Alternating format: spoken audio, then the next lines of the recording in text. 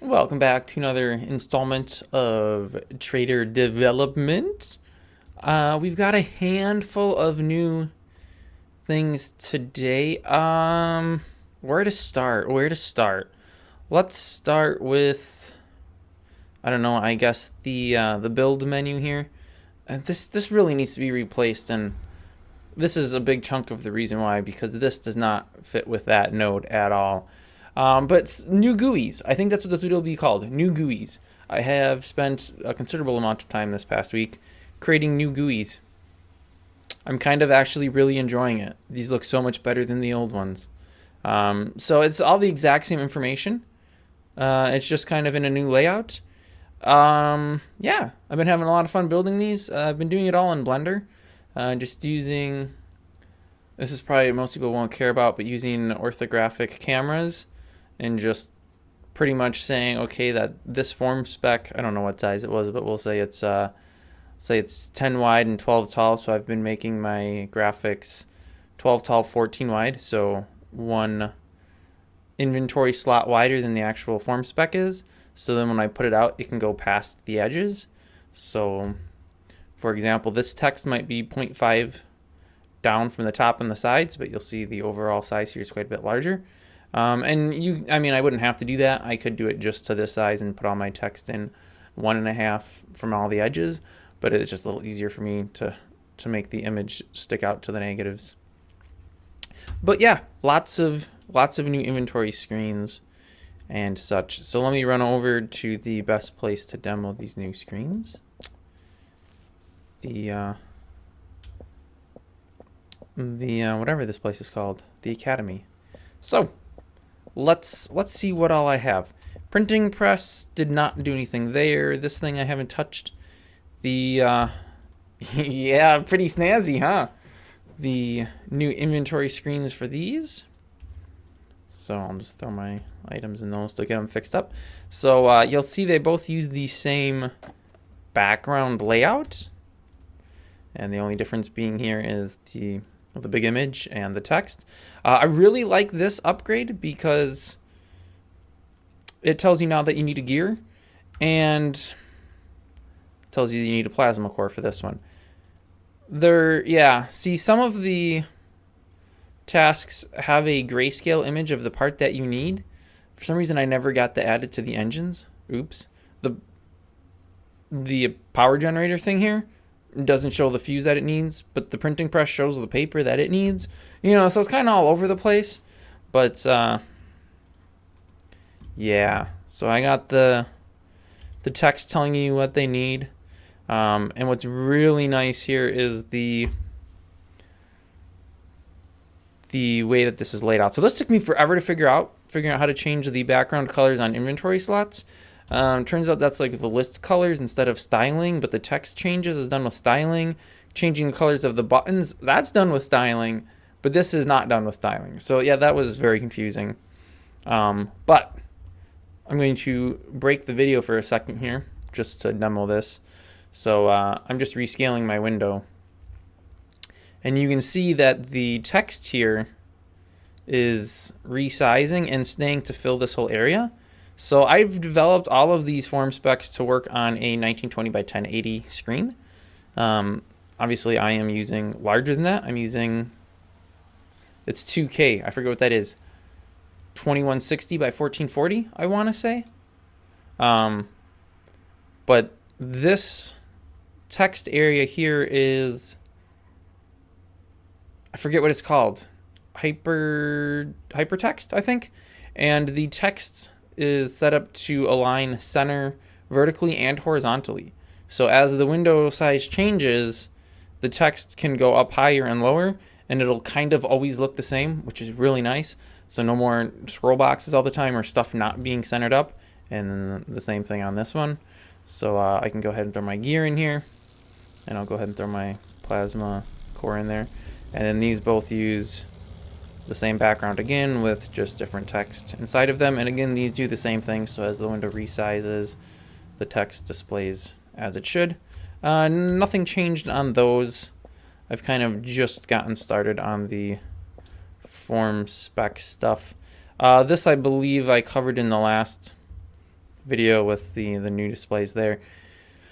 Code entry. Oh, this one has been a long time coming. This doesn't actually need repair. This is just, you know, I'll change it so if there's nothing available, it's just nothing there. And then awaiting code entry. We'll do that. So now the texture is different when it's available. It has the red lines on it, so that makes it much easier to see from a distance. And wait for it!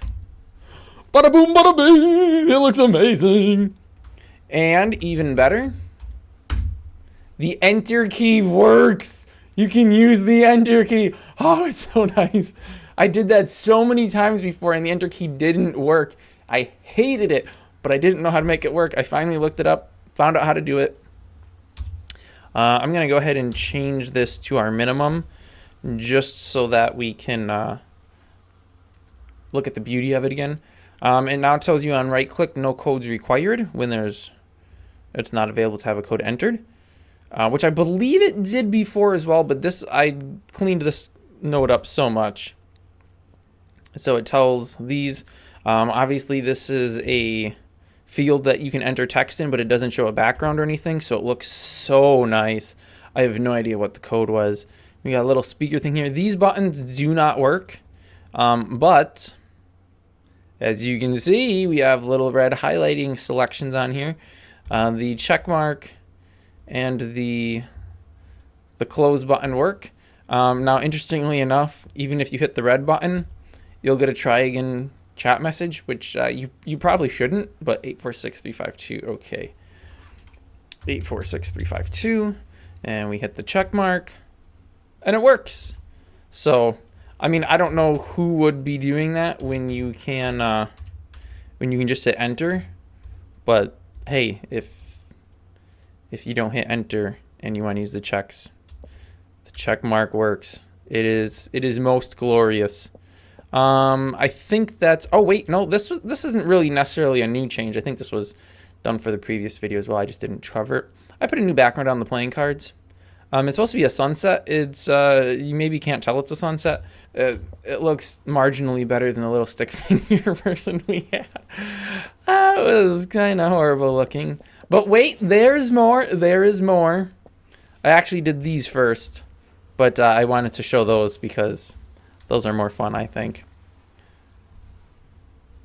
What do you think?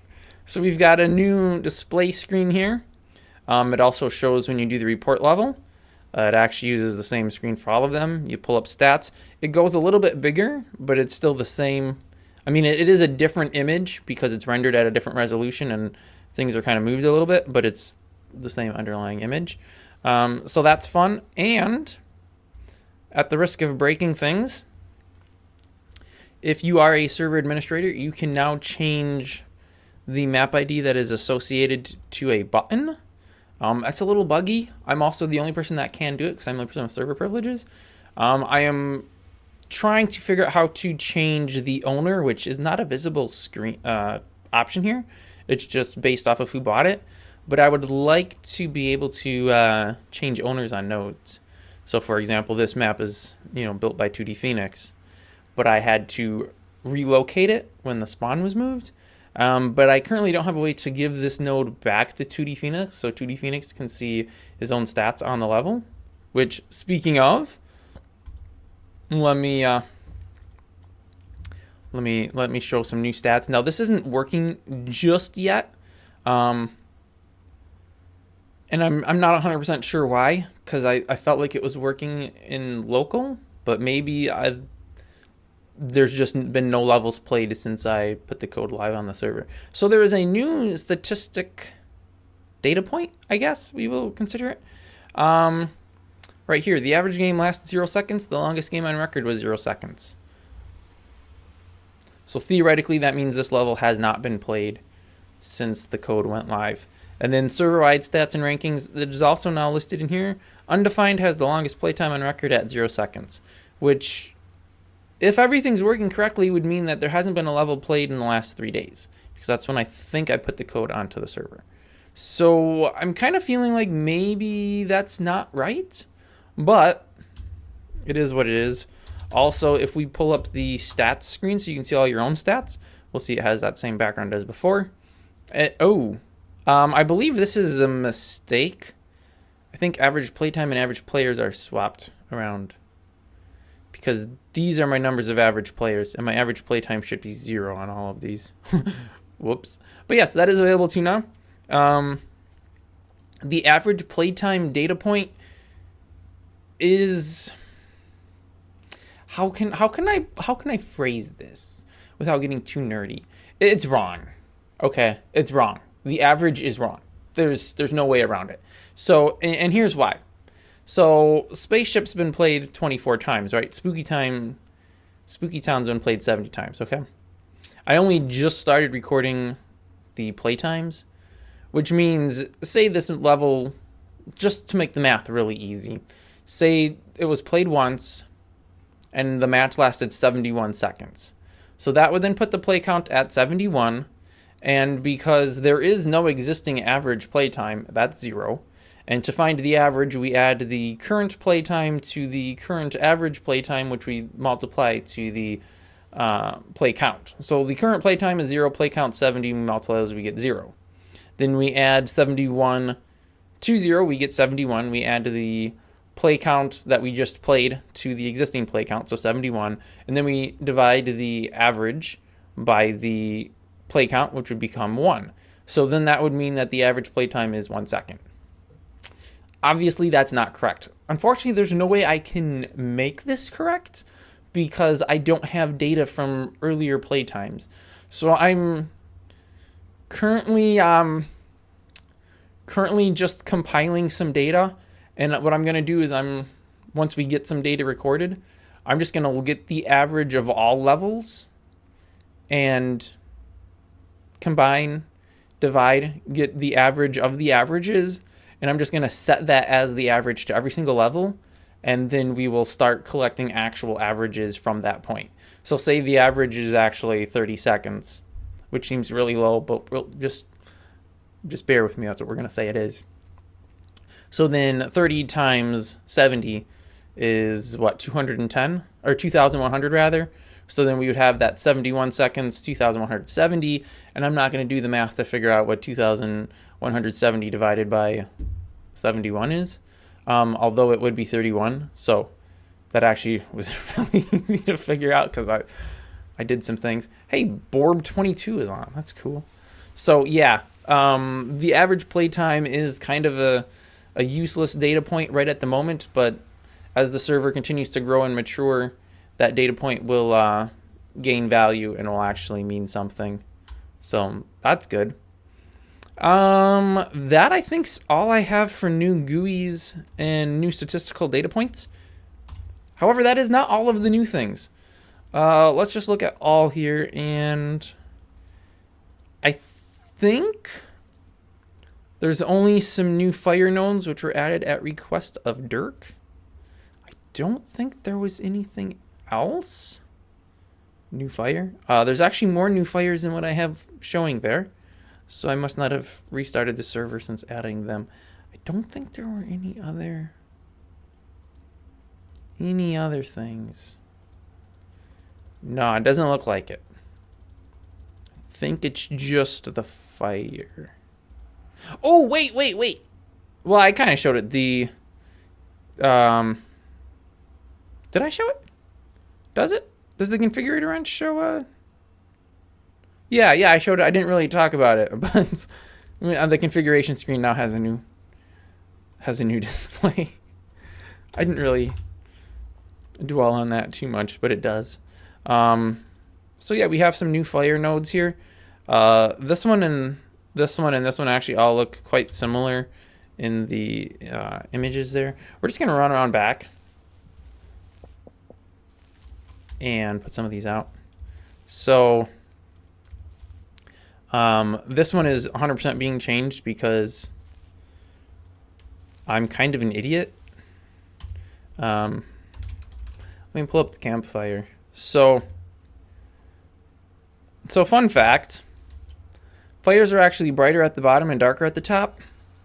So this I'm also going to redo the texture because you don't have red flames at the bottom. they turn red at the top and they're bright at the bottom. So yeah, that needs to be redone. And this one, definitely not just because of the poor coloring, but also it looks really dumb when you view it from a side because of the way that the flames are. So yeah, that's being redone. There's also, like I said, a couple more that aren't on the server currently, but I do have. So these, all of these actually, I just did with particle systems in Blender, and I orthographic camera rendered out 10 frames and then aligned them together to make it an animation. So yeah, we have these fires. They don't currently make any noises. They do damage you if you walk into them. So you do have that. It's a neat little added bonus. There's some different variations in the colors, you know, like a hotter fire that's more smoky, a smoky fire, a little less smoky fire.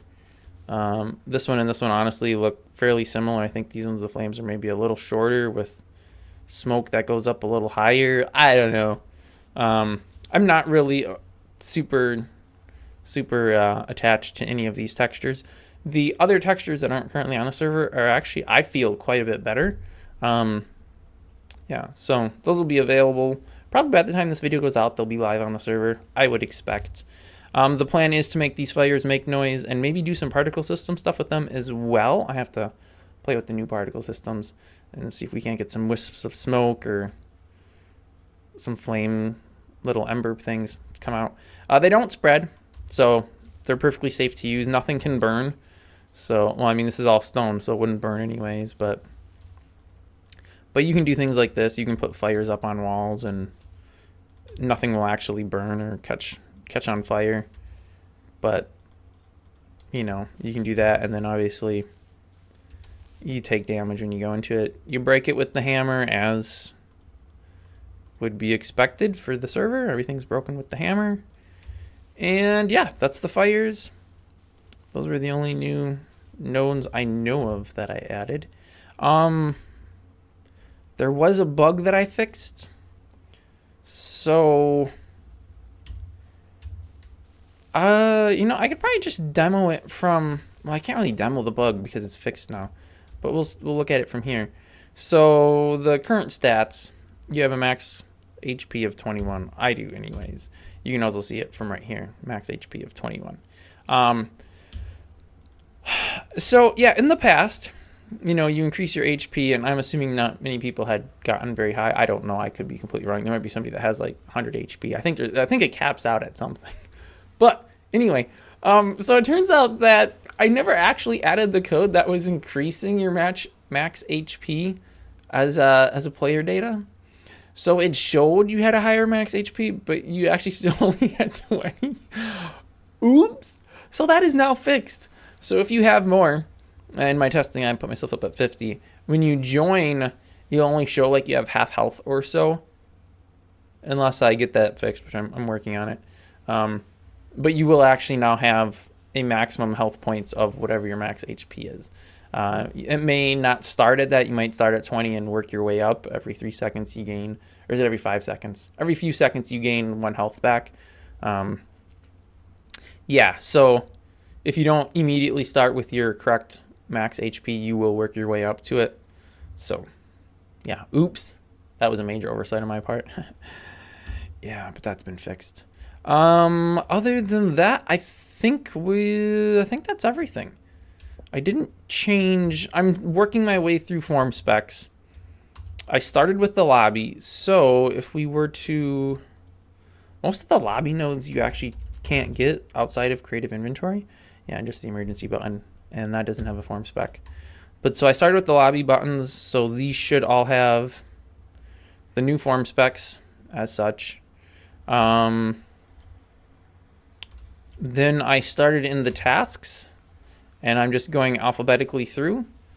So the beehive already had the new form specs because I started it with it. The campfire doesn't have a form spec. The code node, huge, gigantic, massive improvement. It still shows upside down in inventory. I'll get that fixed eventually. The 2 engines have been fixed, upgraded, whatever. 2 food crates here, they've added the right stuff all along. So that'll be the next one on the list, and I'm just working my way through. And after those, I don't know, because the storage lockers are technically part of tasks, so those will get updated. And I think that should be it for any kind of form spec things then. Although I suppose the door configuration I could, and don't I have, yeah, I have the stash thing. I could update this too, but this one honestly doesn't feel terrible. Like this works fairly well. But some of the task things, they were just awful. Honestly, I hated them.